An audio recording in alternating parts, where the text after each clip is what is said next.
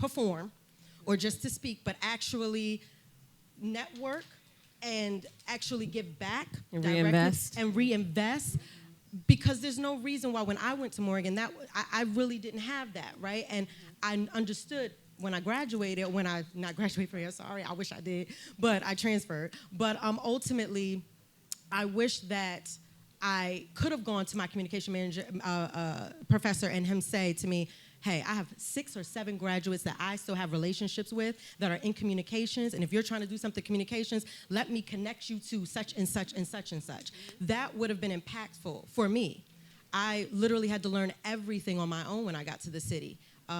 But I feel that if we had those resources and also that community of maybe a group that really started speaking out against those stereotypes that we have against each other, that we'd be better off as a community when we graduate here. And you have to start, right? It's not going to change overnight. But if we started doing that, when you graduate and you do see someone in the field, and yes, they might be brown skin, you might be light skin, they might get the job for whatever reason. They might have the same background, same upbringing. Maybe you graduated from the same school of business.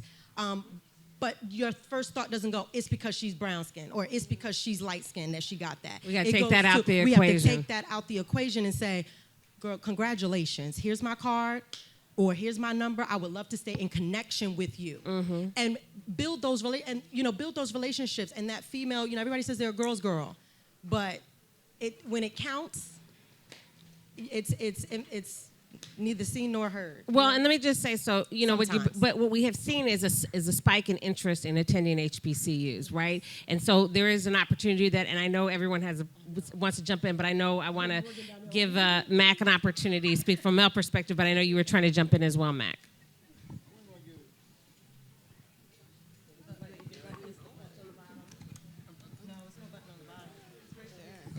There we go. All right, I'm good. So what could HBCUs be doing better? Well, first off, for all the women in the audience, a trick for doing business meetings is have breakfast meetings. Because if you go to breakfast, there is no idea that you're supposed to have a drink, right? So there's no need for alcohol. So just for you women out there, a little trick for you, right? I second that. If I was running HBCU, 3 things I would change. First thing I would do is I would revamp the computer science coursework. Every HBCU I've been to is computer science coursework is outdated, included Morgan. I'm just telling you the truth. All right. Number 2, I will offer a senior level course that will be interdisciplinary that will allow students of at least 3 different departments to come together to start a business. A minimum of 3, maximum of 10, to start building companies on campus their senior year and use that as a project to graduate with, right? And the last thing I would do is I would offer an MBA course featured around private equity. We do not have enough black people in private equity. That's in public investing, real estate investing, private investing like I do. We just don't have enough. And when you go to campuses like Stanford and Harvard, those are the most well-attended courses. Those are the courses that not enough kids can get into. We don't even offer that. So those would be the 3 tactical things I would do at every HBCU across the country. Thank you, Mac. Go ahead, Jessica. That's great. And I second that for sure. I would say equip the students. Speaking on what Jay said, it's important that we do have that flow of alumni kind of participation and those that do have those billion-dollar, million-dollar businesses, that they have to feel confident that the students are competent enough to say, okay, yes, I can grab you from this school. So I think just equipping the students well enough for people to feel comfortable for them to take those referrals and not feel like, I'm not sure how they're going to perform. So we'll give them a trial period, right, where they can just full on have a job if they know that they've taken all these prerequisites. They have this education that will and has equipped them to be in this position. And then I would also say, having the business, making a business from school. I think it's very important, and I always said it to myself. I felt like I did myself a slight disservice. I was in classes with accountants. I was in class with other marketing professionals, and I was like, then I left, and I was like, I don't really like accounting.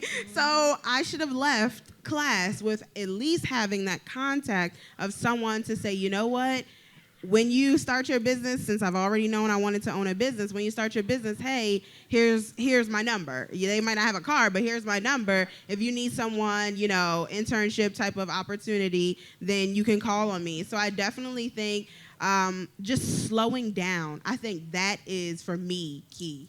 Slow down. In college, I think we get so, it becomes muscle memory almost. It's like, let's just graduate, let's take the courses, let's just get through, right? And then it becomes like an engine, and you're not slowing down to really identify, well, what piece has to be connected to this engine for it to actually run? And so I felt like I lost out on that. I didn't slow down enough to really incorporate what I was learning in class to my actual business. Now, mind you, I didn't know what I wanted to do at the time. I thought I was gonna do a t-shirt company, right? But had I slowed down and really been able to stop and say, I know I don't really like fashion like that. I think it's cool, I admire it, but I like public speaking. I like helping and inspiring people to want to start their business, right? Whatever you do, that's my thing. It's like, whatever you do, own a business. When I say people are going to school for nursing, I'm like, do you know how many traveling nurses that you could start yourself a business and they will pay for all of your expenses? So for me, it's just understanding and knowing that you have to be competent enough for people to trust you and to accept those referrals. It's nothing like referring someone and then they drop the ball and then it puts a bad taste in someone's mouth, and especially professionals, similar to what Jay said, it's not a lot up there at the top, right? And so they all know each other in some form or fashion. And when you say, oh, yeah, and actually I had experience where someone said they got an intern from Morgan and they weren't as competent as they thought. And for me, I was like, let me call Dr. Foster. I need to say this alumni program needs to be a full engine, because they need to understand and be equipped in order to fulfill the need.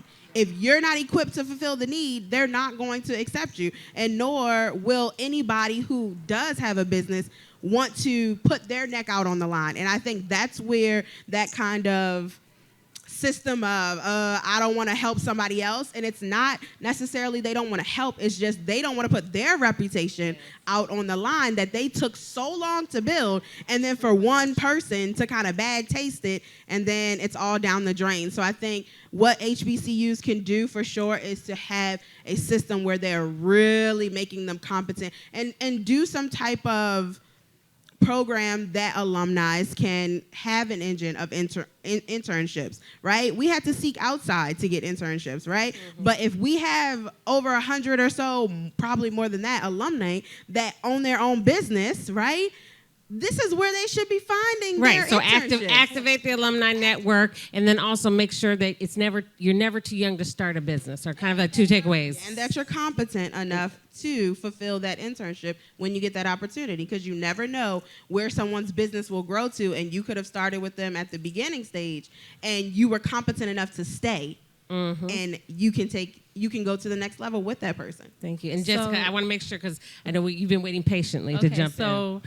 3 things. The first thing is our textbooks in school. There are 3 books that I feel that every